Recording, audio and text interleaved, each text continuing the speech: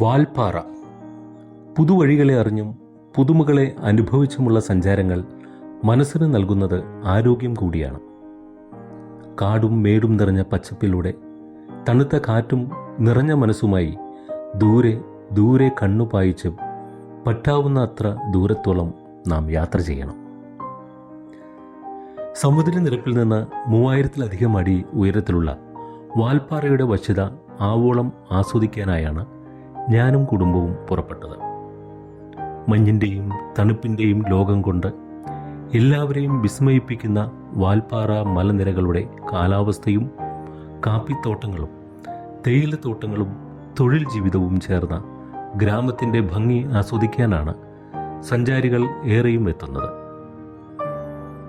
തമിഴ്നാടിൻ്റെയും കേരളത്തിൻ്റെയും അതിർത്തിയോട് ചേർന്ന് 60 കിലോമീറ്റർ നീളത്തിലൂടെയുള്ള യാത്രയിൽ ഓരോ ഇടത്തിനും ഓരോ ഭാവമാണ്. തേയിലത്തോട്ടങ്ങളും തൊഴിലാളികളുടെ ലയങ്ങളും കാടുകളും എല്ലാം ഒറ്റ കാഴ്ചയിൽ നിറഞ്ഞു നിൽക്കുന്നു. കാടിൻ്റെ നിശബ്ദതയിലും വലിയ മരങ്ങളുടെ മറവിലൂടെ പേരറിയാത്ത പക്ഷികളും അവരുടേതായ ഭാഷയിൽ സഞ്ചാരികളെ സ്വാഗതം ചെയ്യുകയാണെന്ന് തോന്നുന്ന വിധമാണ് കളകളാരവം. പൊള്ളാച്ചിയിൽ നിന്നും 43 ഹെയർ പിൻ വളവുകളും അവയുടെ കാഴ്ചകളും കണ്ട് ആസ്വദിച്ചുള്ള യാത്ര ഞങ്ങളെ ഏറെ ആഹ്ലാദിപ്പിച്ചു. മൂന്നാറിൻ്റെ പകുതി വലിപ്പമേ വാൽപ്പാറയ്ക്കുള്ളൂ. കാലികൾ മേയുന്ന മൈതാനവും നാട്ടുകാരും പച്ചക്കറിയും പൂക്കളും പലചരക്കുകളും തുണികളും ചായയും ഇരുമ്പുകടയും തുടങ്ങി എല്ലാം കിട്ടുന്ന കൊച്ചു അങ്ങാടിയിലെ യാത്രകൾ പുതുമകളാണ് സമ്മാനിക്കുന്നത്.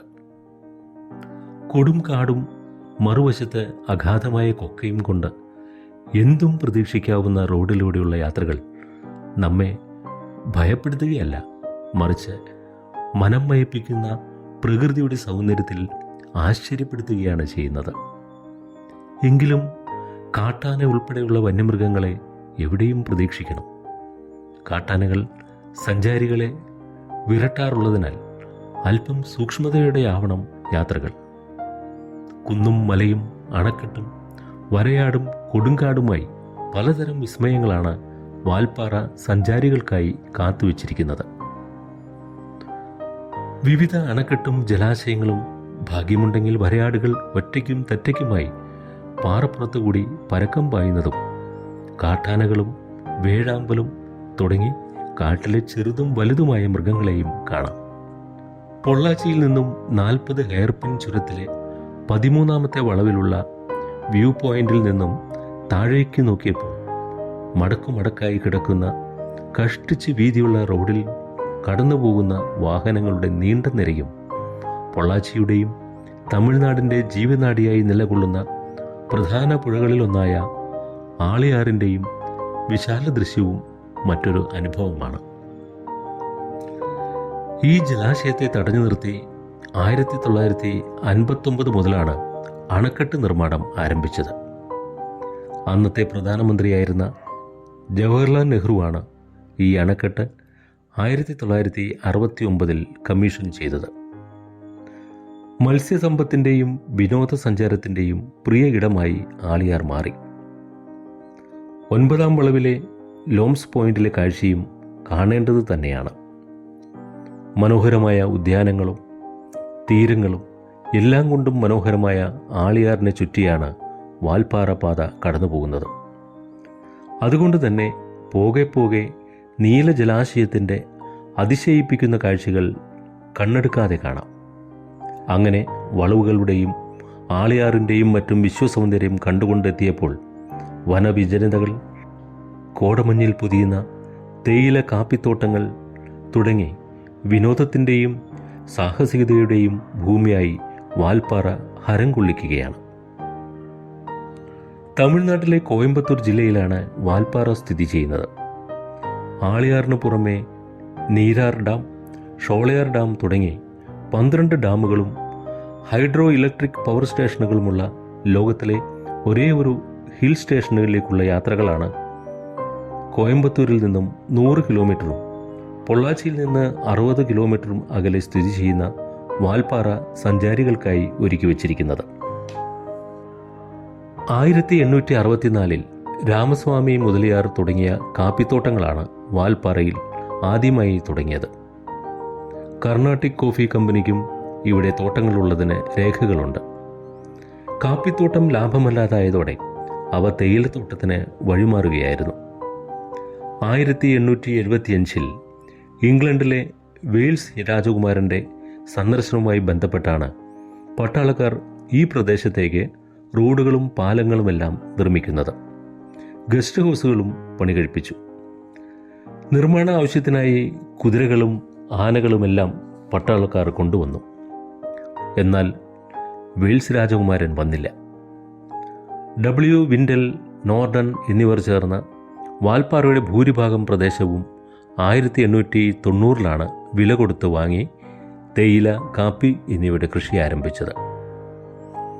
തണുപ്പും കാലാവസ്ഥയും ഭൂപ്രകൃതിയും കൊണ്ട് സമ്പന്നമായ വാൽപ്പാറയുടെ ചരിത്രവും ഇങ്ങനെ വേറിട്ടതാക്കുന്നു. പശ്ചിമഘട്ട മലനിരകളിലെ ഈ യാത്ര നൽകുന്ന അനുഭൂതി വാക്കുകളിൽ ഒതുക്കാനാവാത്തതാണ്. വാഹനയാത്രക്കാർ ചുരത്തിൽ വാഹനം ഒതുക്കി പുറത്തിറങ്ങരുതെന്നാണ് നിയമം. കനത്ത പിഴയാണ് നിയമലംഘനത്തിന് തമിഴ്നാട് സർക്കാർ ഈടാക്കുക. ബൈക്ക് യാത്രക്കാർക്കാണ് ഈ പാതയിലെ വശ്യതയും കോടയും ഏറെ ആസ്വദിക്കാനാവുന്നത്. ബൈക്ക് യാത്രക്കാർ നിരവധി പേരെ വഴിയിൽ കണ്ടു. സാഹസികതയുടെ യൗവനവുമായി അവർ വാൽപ്പാറയുടെ സൗന്ദര്യം നുകരാൻ ഒറ്റയ്ക്കോ കൂട്ടമായോ ആണ് സഞ്ചാരം. തമിഴ്നാട് സർക്കാരിൻ്റെ ചെക്ക് പോസ്റ്റുകളിലൊന്നായ അണ്ണാമലൈ ടൈഗർ റിസർവ് പോയിന്റിലെ കർശന പരിശോധനയ്ക്ക് ശേഷമാണ് വാൽപ്പാറയുടെ അത്ഭുത ലോകത്തേക്ക് പ്രവേശിക്കാനാവുക. പിന്നെയുള്ള മണിക്കൂറുകൾ നമ്മെ കൂട്ടിക്കൊണ്ടുപോവുക മറക്കാനാവാത്ത അനുഭവങ്ങളിലേക്കാകും.